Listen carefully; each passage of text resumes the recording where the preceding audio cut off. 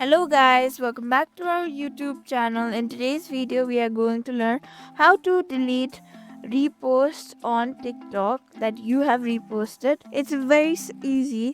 First, you see how you have reposted. You might have reposted is by tapping on this share and then tapping on the repost. Like this, you have reposted a video of other people. Here you can see there is no option of repost. Here it's your private video. Here is your repost that you have just now done.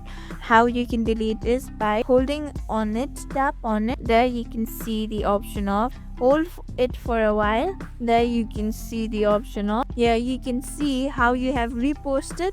Like that only you can remove. Tap on the remove repost icon. Here you can see your repost has been removed. Thank you for watching this video. Make sure you like, share and subscribe to our YouTube channel for more such content.